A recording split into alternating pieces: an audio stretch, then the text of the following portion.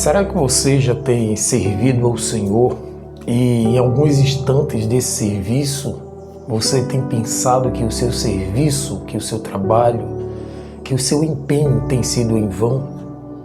A gente vai hoje tratar no devocional sobre a beleza da plantação, daquilo que fazemos com propósito e que tem resultados, que tem uma colheita para a eternidade.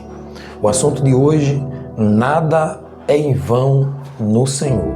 O texto que eu quero trazer para a nossa reflexão está lá em 1 Coríntios capítulo 15, versículo 58, quando diz assim: portanto, meus amados irmãos, sejam firmes, inabaláveis e sempre abundantes na obra do Senhor, sabendo que no Senhor o trabalho de vocês não é vão. Esse capítulo 15 é intrigante porque ele é muito grande, ele é bem extenso, e o início dele, ele vem tratando sobre a ressurreição de Cristo, como que Cristo venceu a morte, como Cristo venceu o inferno, como Cristo conquistou a salvação para toda a humanidade, trazendo assim, claro, o segundo tema para esse mesmo capítulo, que é a vitória de todos aqueles que creram na ressurreição de Cristo, morte e ressurreição. E esse 1 Coríntios capítulo 15, esse capítulo, ele traz para nós uma profundidade e uma riqueza de detalhes. Mas no final desse capítulo, ele vem narrando aqui algo extraordinário, que é sobre a promoção daquilo que temos quando nos empenhamos com fidelidade e com interesse de coração na obra de Deus. A gente, imaginando esse capítulo, a gente começa a refletir qual a intencionalidade do apóstolo Paulo quando ele vem narrando a ressurreição, depois ele passa pela vitória do cristão e depois ele mostra o resultado daquilo que o cristão está trazendo para o reino de Deus e abençoando vidas. É como se Paulo estivesse narrando ali qual seria a progressão de um cristão que tivesse encontrado com o Senhor, estado com Cristo. Qual seria de fato a natureza desse encontro com o Senhor? A natureza é essa: acredito em Jesus como Senhor e Salvador da minha vida, entendo que agora eu recebi uma grande promessa e uma vitória em Cristo Jesus, e agora eu não vou ficar de braços cruzados, mas vou servir ao Senhor, vou trazer pessoas para conhecer o reino, para conhecer o próprio Senhor, que um dia também eu conheci. Então aqui está mostrando a sequência lógica de todo um cristão que de fato entende que está em Cristo. Eu fiz aqui algumas ressalvas nesse versículo, né? Pegando no sentido geral do contexto, e trouxe aqui pelo menos 3 situações que a gente pode destacar nesse versículo. A primeira coisa é quando ele diz assim: sejam firmes e inabaláveis. Isso tem a ver com a firmeza espiritual do cristão, a firmeza espiritual de quem está servindo ao Senhor. Isso significa dizer que quem serve ao Senhor tem um chamado, e esse chamado ele é praticado com firmeza, com segurança, com integridade, com hombridade. Então todos nós que assumimos o papel de filho agora, porque a nossa natureza foi transformada pelo poder do Espírito Santo, nós agora, além de ter uma nova identidade, temos uma firmeza de quem somos, onde estamos e para onde iremos. Então aqui fala de firmeza. Firmeza tem a ver com resistência aos ataques, resistência às dúvidas que chegam, aos medos, às angústias, às dores da vida. Ele permanece firme naquilo que creu, naquilo que absorveu do Senhor.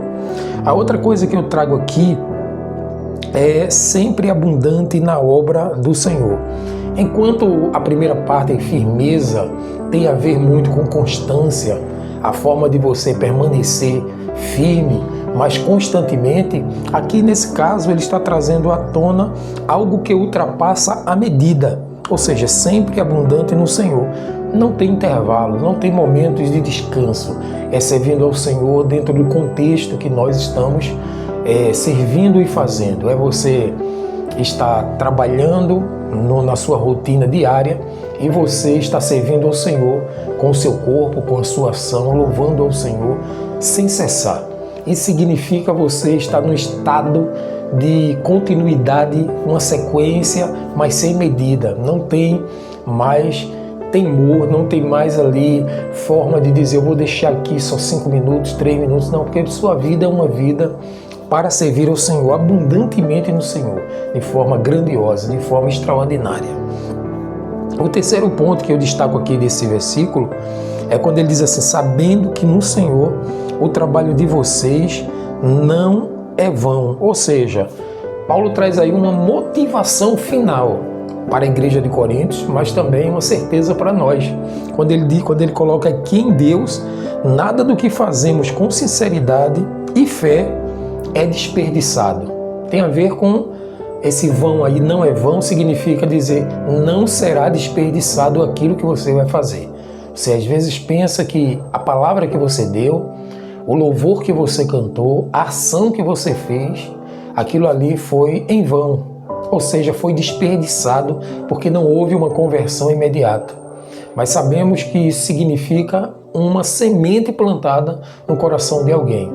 Então que esse dia seja um dia glorioso para você, um dia extraordinário que Deus vai trazer para você algo muito mais abundante porque você está fazendo aquilo que Ele propositou ao seu coração.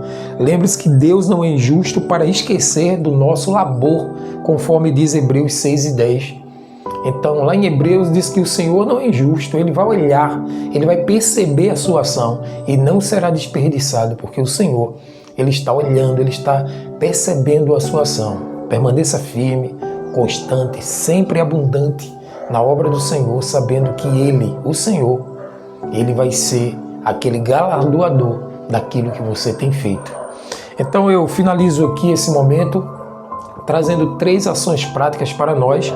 A primeira delas é permanecer firme na fé, mesmo diante das lutas que estão em nossa volta.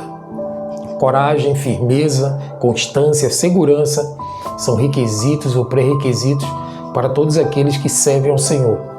Conforme diz Efésios 6:13, a palavra de Deus é clara quando diz, portanto, peguem toda a armadura de Deus para que possam resistir no dia mau e depois de terem vencido tudo, permaneçam inabalável.